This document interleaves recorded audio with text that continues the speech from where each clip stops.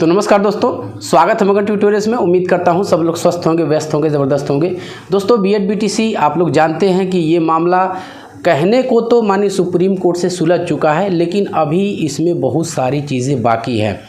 BTC को कहीं न कहीं ऐसा लगने लगा है कि शायद सरकार बीएड के पाले में चली जाए, कोई अध्यादेश ला दे या फिर कोई संशोधित गजट ला दे तो फिर उनका खेल चौपट हो जाएगा। देखिए, इस चीज़ को समझना होगा।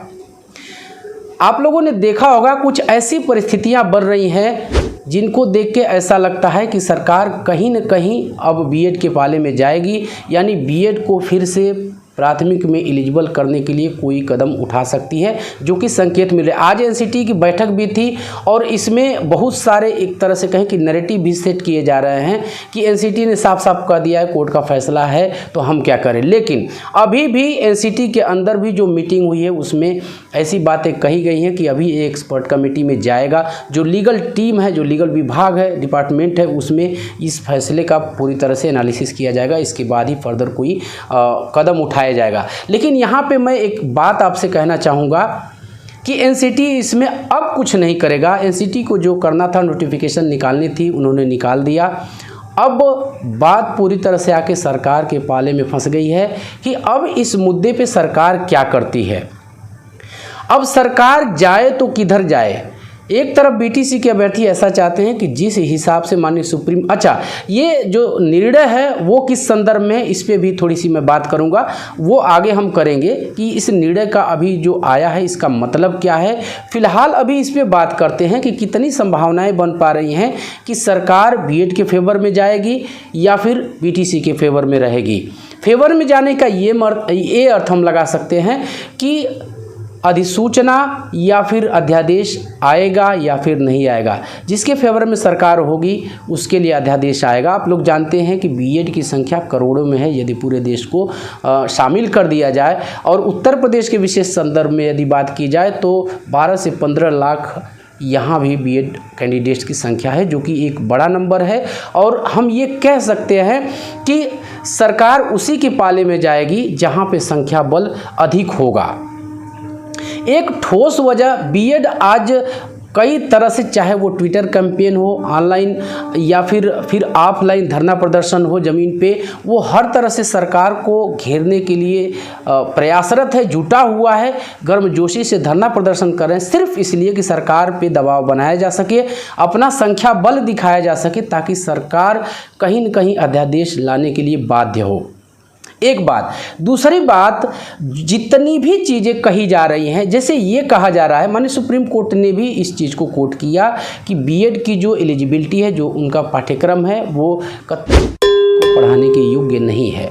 लेकिन बीएड के बच्चों का ऐसा तर्क है कि ठीक है, ब्रिज कोर्स नहीं कराया गया, लेकिन बीएड के जो अभ्यर्थी हैं, सीटेट या फिर यूपी टेट, यू टेट, जहाँ भी जिस तरह की राज्य शिक्षक पात्रता परीक्षाएं आयोजित की जाती हैं, उनको उन्होंने क्वालिफाई किया है, और आपने सीटेट दिया होगा या यूपी टेट दिया होगा, जेटेट दिया होगा, यू टेट दिया होगा, तो उसमें आपने साफ साफ देखा होगा कि पूरी जो चाइल्ड पेडागोजी होती है जो 1 to 5 के लिए, क्योंकि सीधी सी बात है 1 to 5 के लिए जब एलिजिबल किया जा रहा है, और जाहिर सी बात है कि यूपी टेट 1 to 5 और 6 to 8 के लिए होता है। 1 to 5 का जो भी बच्चा, चाहे वो बीएड का हो, बीटीसी का हो, सेम पेपर पढ़ता है, और उसमें एक सीडीपी का पेपर होता है। आप लोग जानते हैं 1 to 5 के लिए बीएड वो विधिवत क्वालिफाई करता है, तभी उसको जाके शिक्षक भर्ती में मौका मिलता है।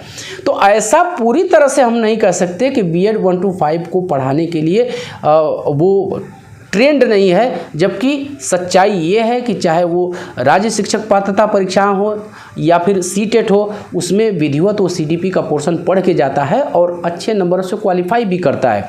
तो आप ये पूरी तरह से नहीं कह सकते कि बीएड इसके लिए ट्रेंड नहीं है। एक बात। दूसरी बात ये कहना चाहेंगे कि कहीं ना कहीं इस चीज़ की जो एक प्रेजेंटेशन होना चाहिए था, जो एक माननीय सुप्रीम कोर्ट के सामने इसमें बहस होनी चाहिए थी, इसको प्रस्तुत किया जाना चाहिए था, वो सरकारी वकील कहीं न कहीं नहीं कर पाए, एनसीटी नहीं कर पाया, और जिसका खामियाजा ये हुआ कि जो कुछ भी तथ्य माननीय सुप्रीम कोर्ट के पास आए उसी के आधार पे उन्होंने निर्णय दे दिया।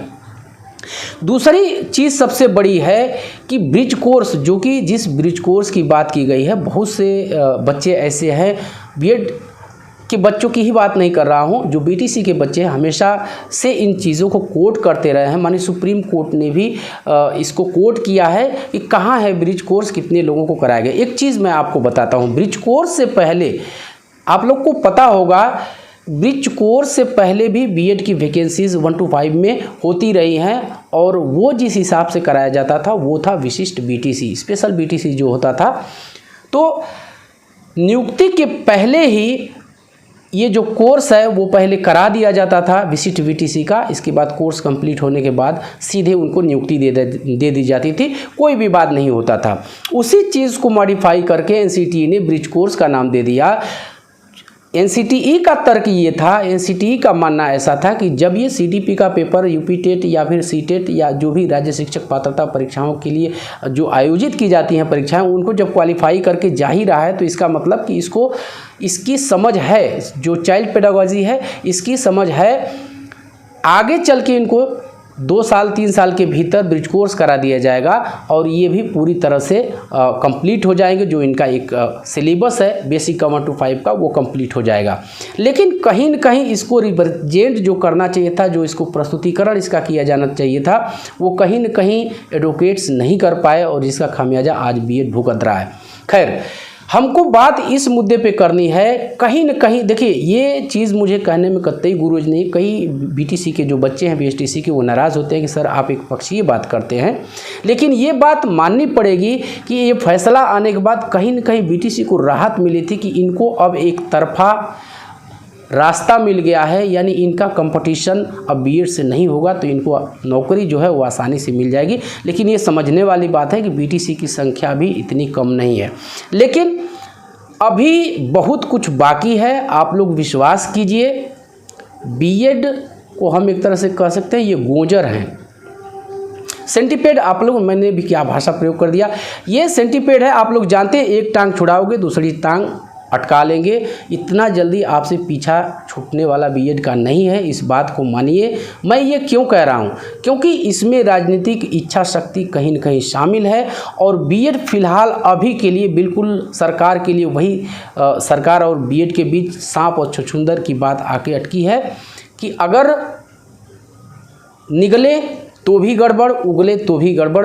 तो सरकार अब क्या उपाय निकालती है, निकालेगी तो ज़रूर। जिस तरह से सरकार की प्रतिक्रियाएं आ रही हैं, हालांकि सरकार भी अपने पत्ते अभी नहीं खोल रही है, सिर्फ और सिर्फ एक ही शब्द प्रयोग किया जा रहा है कि धैर्य रखिए। धैर्य कहाँ तक, 2024 तक ही या आगे तक? तो सरकारें होती ही है इसलिए क्योंकि देखिए उनके लिए सबसे प्रिय क्या होता है, आप लोग अच्छी तरह से जानते हैं। उनके लिए सबसे प्रिय ना तो बीएड है और ना ही बीटीसी है।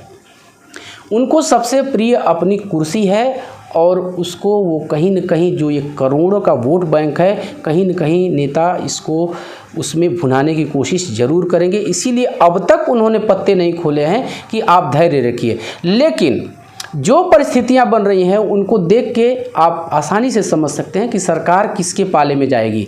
ज़रूरत इस बात की है और वो बीएड के बच्चे अच्छी तरह से कर भी रहे हैं, चाहे वो ट्विटर कैंपेन हो, चाहे फिर धरना प्रदर्शन हो, जिस भी तरह से हो सकता है वो सरकार पे दबाव बनाए रखें। और विश्वास कीजिए ये दबाव इतना जल्दी हटाने लायक भी नहीं है और ना ही हटाएंगे। हमको ये पूरा विश्वास है कि बच्चे डटे रहेंगे और अगर इन्होंने ऐसा कर दिया तो सरकार कहीं न कहीं इसका कोई ठोस समाधान निकालने के लिए बाध्य हो जाएगी और उसको ऑर्डिनेंस या फिर संशोधित गजट एनसीटी की तरफ से जारी करवाना ही पड़ेगा।